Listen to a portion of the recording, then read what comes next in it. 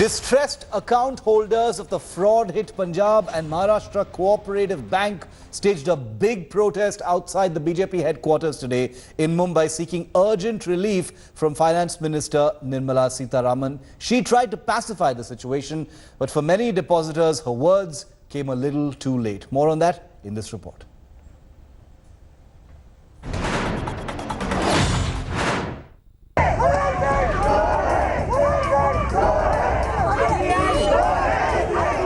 Angry, frustrated and helpless. Customers of troubled PMC banks are living a nightmare. Devoid of their hard-earned money for no fault of theirs. The anger erupted when account holders staged protest at Mumbai's BJP office. Minutes before Finance Minister Nirmala Sitharaman's press interaction. हमारे पैसे से plane खरीदे जा रहे हैं क्या? Tax paid money है, हमारी बुरी हालत हो गई। आप शांति एक मिनट मोदी जी ने पगड़ी पहनी हुई है और वहाँ पे पंजाब के अंदर सरदारों में बैठे हुए हैं। आज ये हालत है सरदारों की। टाइड को तो पूरा सर सीनियर सिटीजन वो कहाँ पे काम करेंगे सर, और वो घर पे दो सिस्टर है सर, उनका एजुकेशन है सर, कैसे सर्वाइव करेंगे सर? प्लीज मैम से रिक्वेस्ट करता हूँ, प्लीज रिक्वेस्ट करता हूँ मैम, प्लीज पीएमसी का जो भी रूल लगाया आपने निकाल दो प्लीज। डॉक्टर ने मुझे 3 महीने आइसोलेशन प्लस बेड रेस्ट के लिए कहा था, बट मेरे पास 40वें दिन ही ये बैंक बंद हो गया था जब मेरा किडनी ट्रांसप्लांट हुआ। उसके बाद मेरे पास 1 रुपया नहीं बचा था कि मैं कुछ भी कर सकूं। The finance minister met the protesters to pacify them and listed steps to protect their savings, put at peril by the 4,355 crore loan fraud. PMC customers in a memorandum urged Sitharaman to merge the scam-hit bank with a stronger bank and infuse 4,000 crore funds. Nirmala assured all help and promised to speak to RBI governor. I will once again, I've already been talking with the Governor Reserve Bank. Once again this evening, I shall talk to him and convey the sense of urgency and distress that the clients of PMC have expressed before me.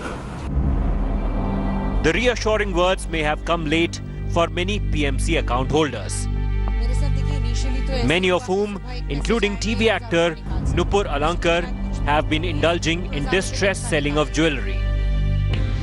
मुझे suddenly पैसे की जरूरत पड़ी। I had to run ECS पे करना था यार, EMI पे करना था, समझ में नहीं आया क्या करूं। मेरे पास थोड़ी सी सिल्वर की ज्वेलरी जिसके लिए मैं फेमस हो गया ना, मेरे पैरों में मैं हमेशा बहुत सारी ज्वेलरी पहने रखती हूँ, तो मैंने उसमें से कुछ ज्वेलरी बेची पहले, फिर एक आध गोल्ड का आइटम मैंने कहा चलो भाई।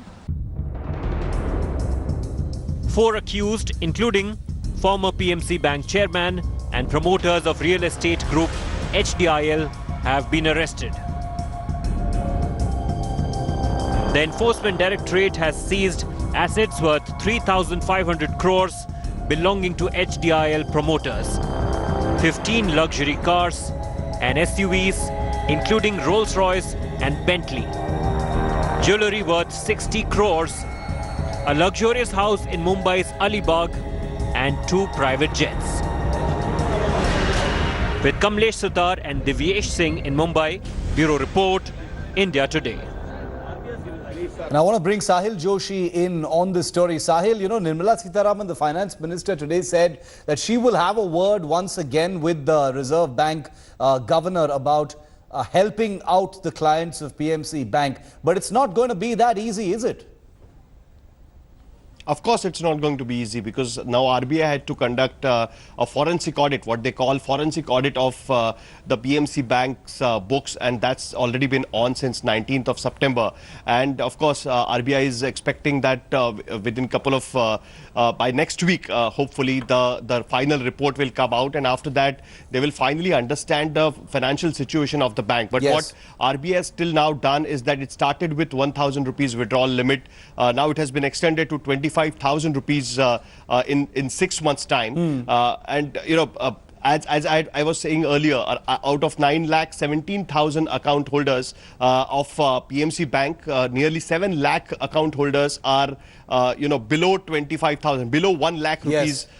Deposits in the PMC Bank. So it's going to help them at this point of time. But yes, the bank is in a problem, and that is the reason why the depositors finally today lost it. And it was unprecedented that today, when they got to know that Nirmala Sitharaman is going to address a press conference in BJP office in Mumbai, it was supposed to be an election press conference. Yes. But they gathered there, they protested, and finally Nirmala Sitharaman had to meet a few of them and promise them that the government will try to do what they can. But finally, the RBI is the body which will be taking action and finally taking a decision about what needs to be done about the deposits in the bank and how to release the money. Okay, we'll have to see how that actually changes going forward. We will continue to ask those questions. Sahil, thank you very much for that.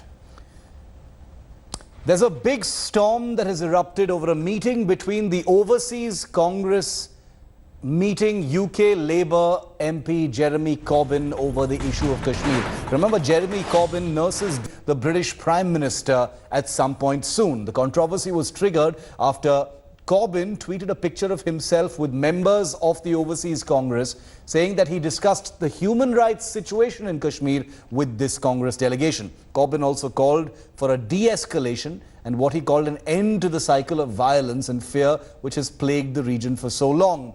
The BJP was quick to hit back, calling the meeting on Kashmir appalling. The BJP has also demanded an explanation from the Congress party and said that India will give a befitting reply to the Congress party for, quote-unquote, these shameful shenanigans. The Shiv Sena too has targeted the Congress party.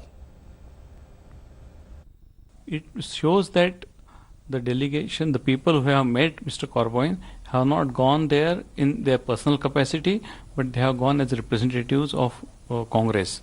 And this has not yet been denied by Congress party, which means there is authenticity of this delegation.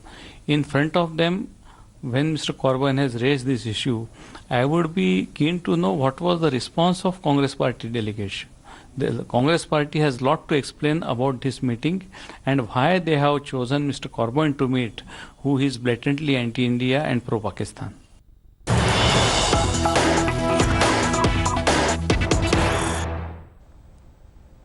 And there's news just coming in that the Congress has now clarified on its Kashmir meeting with the UK MP, where the Overseas Congress has just tweeted saying our meeting with Jeremy Corbyn was held to condemn the Kashmir resolution passed by his party and to reiterate that J&K is an internal matter and outside intervention will not be accepted.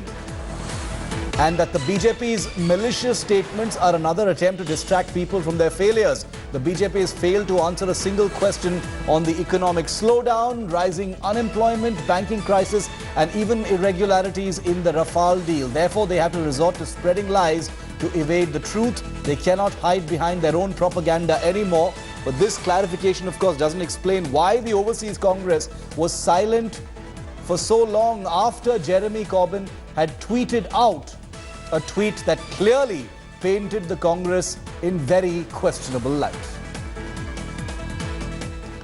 Meanwhile, there's a Kashmir cloud hanging over the meeting between President Xi Jinping of China and the Indian Prime Minister scheduled tomorrow on the outskirts of Chennai. After calling Kashmir a bilateral issue, China has taken a huge U-turn and now says that it is following developments in Kashmir closely. China also said that President Xi is closely monitoring the situation, adding that it will back Pakistan on issues linked to its core interests. China also said that the Kashmir issue should be resolved based on the UN Charter, resolutions and bilateral agreements. New Delhi reacted strongly to the Chinese president's statement, saying India's position has been consistent and clear that J&K is an integral part of India. The MEA stated, the Ministry of External Affairs stated, that China is well aware of India's position and that other countries should not comment on India's internal affairs.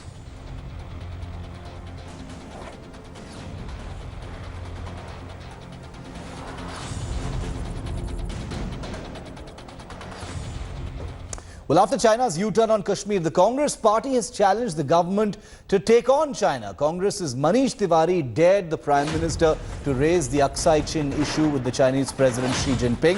Manish Tewari also tweeted asking why India was silent on Chinese rights abuses in Hong Kong, Xinjiang and Tibet, apart from its hegemony, of course, in the South China Sea. Well, this after China released a statement saying that its President Xi Jinping is keeping an eye on the situation in Kashmir.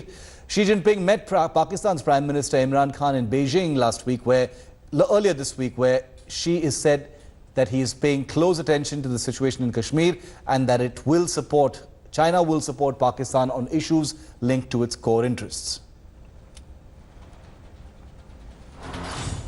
China respects strength, and this government has been extremely namby-pamby in dealing with China. So when Xi Jinping, before coming to New Delhi or to Mahabalipuram, very clearly says that, well, he's watching Kashmir very carefully, and there's no response from India, it sends out a signal that you are on a weak footing. When Xi Jinping said that he's watching Kashmir, why didn't the Prime Minister say that we are watching Hong Kong and how the pro-democracy protests are being muzzled very carefully? Why didn't the Prime Minister say that we are watching the human rights violations, the abuses taking place in Xinjiang? Why doesn't the Prime Minister say that we are watching the continued oppression in Tibet? Why doesn't the Prime Minister say that we are watching what's happening in the South China Sea, which has alarmed China's neighbors also? So therefore, the impression which one gathered even in Wuhan earlier and the impression which is going out today is that China is coming into this meeting in a very aggressive and a belligerent mode, and India, as usual, which has been the pattern over the last 5 years, seems to be absolutely on the defensive. Meanwhile, a shocking triple murder in Murshidabad district of West Bengal has escalated tensions between the RSS and the ruling Trinamool Congress in West Bengal. A primary school teacher, his pregnant wife and their 6-year-old son were hacked to death at their house in the Jiaganj area. The RSS claims that the deceased was an RSS worker who had attended a Sangh meeting recently and has blamed the Trinamool for the murder. The National Commission for Women too has slammed the Mamata Banerjee government for inaction. On the other hand, the police suspect the role of relatives in the murder due to poisoning. The police have recovered a handwritten note which indicates that the primary teacher was under debt. It's painful. This person has been associated with us for last few months. He used to come to one of our Saptahik Milan. He was very vocal. He used to express his views in public. And the way the crime has been committed is really painful. And the police and administration has failed to identify this person. कानून व्यवस्था पश्चिम बंगाल में पूरा ठप हो गया. कानून व्यवस्था नाम पे कोई चीज ही नहीं है. बंगाल में एक जंगल राज चल रहा है और ममता बनर्जी वो पुलिस मंत्री है, उनको तो त्यागपत्र दे देना चाहिए. पुलिस अभी तक कोई कार्रवाई नहीं कर पाया, किसी को गिरफ्तार नहीं कर पाया. I am in deep pain. My heart is bleeding. I am in a tearful situation. What was at Murshidabad, a gruesome murder, putting humanity to shame. A teacher, pregnant wife, 8-year-old son being killed in that barbaric manner, and there has been no response of the state machinery so far. This cannot be countenanced. বাড়ি উড়ে দেবো, প্রশাসন কি করছে দেখবো. 24 ঘন্টার মধ্যে যদি না ধরতে পারে লাশ আমাদের পড়ে থাকবে, লাশ তুলবো না. 8 মাসের প্রেগনেন্ট ভাইপো আমার 6 বছরে, দাদা তো ওই অবস্থা দেখতেই পাচ্ছেন. কি পরিস্থিতিটা আপনারাই দেখুন. With two key state elections this month, Home Minister Amit Shah has reignited the NRC pitch across the country. Addressing a poll rally in Maharashtra's Osmanabad today, Amit Shah proclaimed to weed out all infiltrators from the nation by 2024. Amit Shah also accused the NCP and Congress of shielding infiltrators. Remember, this comes amidst a growing chorus within several states to conduct an Assam-like NRC.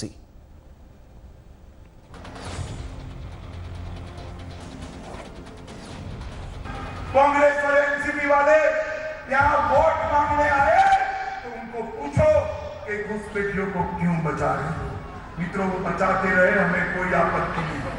मैं बताता हूँ 2024 में हम फिर से सरकार बनाने के लिए आपके सामने आएंगे। उसके पहले पूरे देश से एक एक घुसपैठिए को चुन चुन कर निकालने का काम होगा। Thanks for watching the video. For more such news and updates, please like, share and subscribe to India Today. Also check out our other great videos from our channel. We know you will love to.